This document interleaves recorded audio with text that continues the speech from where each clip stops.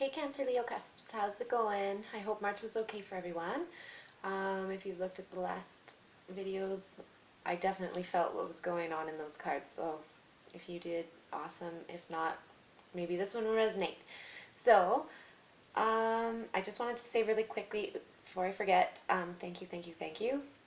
Thank you for likes, shares, subscribes, comments, anything. It's so encouraging, you guys. Thank you so much. I really appreciate it. I was kind of like, am I on the right track here? And it seems like everything's going very well, more than I thought. So I'm so excited, and I'm going to continue this. So we're going to do Cancer, Leo, April 1st to 15th, see how the energies are flowing.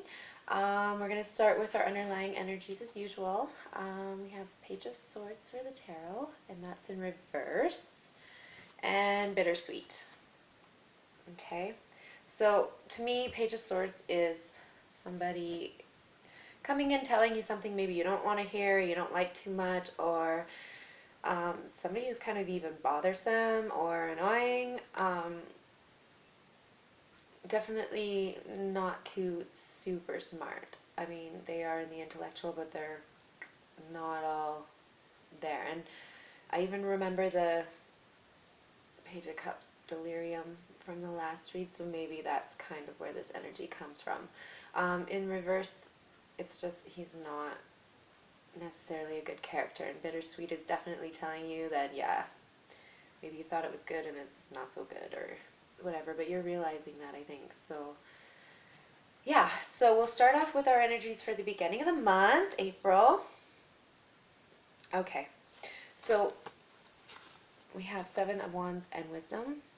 So I really think, like, you have the wisdom of what's worth fighting for. That's what I see here. So is it worth fighting for? It seems like okay, whether it's good or bad or whatnot has just gone on. Okay, so be vigilant, but at the same time, like, you're learning what's best for you. And it looks like you're going to stand strong on that. Whatever that is, you're going to put your foot down and be like, no, that's that. Okay? And yeah, you got the instinct and judgments. Oh, and there's another card there.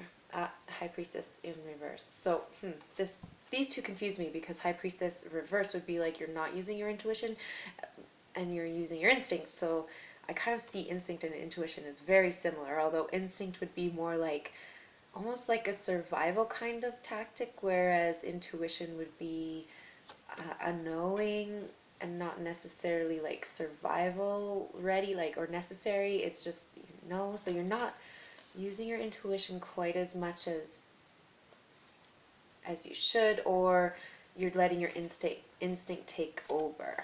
And judgment to me is a real, like, enlightening, opening card. Like, I always say new shit has come to light. So I don't know if you've ever seen Big Lebowski, but new shit has come to light. So you're using your instinct for that, it seems, and you know what's right for you. And so even if you're not letting your intuition tell you, it's instinctual. You know that this isn't right, or something's not right there. Okay, so we're going to keep going here. King of Cups and impatience. So someone's being really impatient. They want to know an answer from you.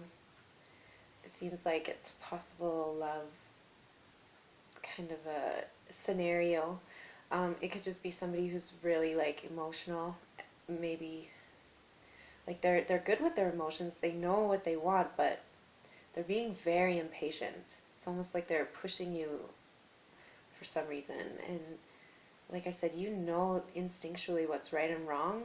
So if this person is making you impatient, or feel impatient, or they are being impatient, or something like that, you know what's right for you. And like I said, new shit has come to light. So if this King of Cups, if the information was about them, or you're learning more about them, kind of a thing, like if it was a newer relationship, although King of Cups could also be like a long-term relationship, there seemed to be very impatient. And Yeah. It feels bittersweet to me at this point. So, okay. So now we have expansion, Page of Pentacles, and the Six of Cups.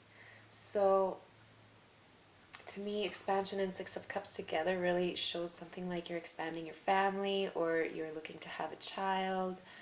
Um, you're looking to expand friendships, or maybe even rekindle a friendship from a long time ago. And the Page of Pentacles, he's like a business offer or a job offer or something like that. So maybe you're expanding your business.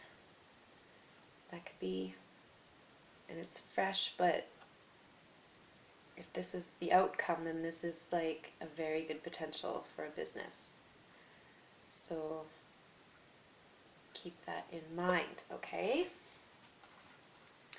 So it looks like this particular scenario really has nothing to do with that King of Cups embodiment. This is another scenario as far as I can see. So these are really beautiful cards together. So you have Four of Pentacles, Enlightenment, and Discovery. So again, about that business thing, I think that you're going to discover that whatever it is, it's a really solid, sturdy kind of a job or a business. And I'm almost thinking like enlightenment is involved with that. Like you need to trust your spirit guides or whatnot, and you're discovering that, and they're almost leading you to this sturdy foundation. So that's really good in a business kind of an aspect. It could also be that you're building a more sturdy home, you're feeling more secure, or you're coming into feeling more secure about your business or home or money issues, okay? So you're kind of letting any relationship issues kind of fade away, and you're really working on enlightening your business, okay? And you're going to discover something which makes me feel like either someone like this person, someone very wise, is going to come in and give you some information that you need, and it probably is regarding business or money, possibly investments, something like that, okay? So take that advice, or at least listen to what they have to say. I know for me personally, I feel like a lot of the times I know what's right, and then someone will tell me something and it won't even resonate right away, and like weeks or months later I'll be like, holy cow, whatever they told me was actually like spot on, and I should have really paid attention more. So do pay attention to whatever enlightening messages are coming through in mid-March, or sorry, mid-March, pardon me, April 1st to 15th. So now, near the 15th of April, we're going to see a little bit different. So we have passion, the moon, and strength. So passion is, it could be love or like even sexual passion, but I a lot of the time see it as like your hobby or your creations or your creative side, okay? And so with the moon, it seems like not everything's come to light yet about this passion. So that could be a person. And I think that you need strength. And the moon and strength both came out for Taurus Gemini at the same, not the same section, but they came out together. And I put the cards in like, I layer them up in so they don't come out again like this. So this is like definitely, it needed to come out like this for both reads. So there's a passion there. And you need to bring any issues to light and keep your strength. Be really strong about that. Because like, if it's secrets, don't let anything go by the wayside, or you know what I mean? You want all this to come to light. And I think if you do, then the passion it's just going to open up.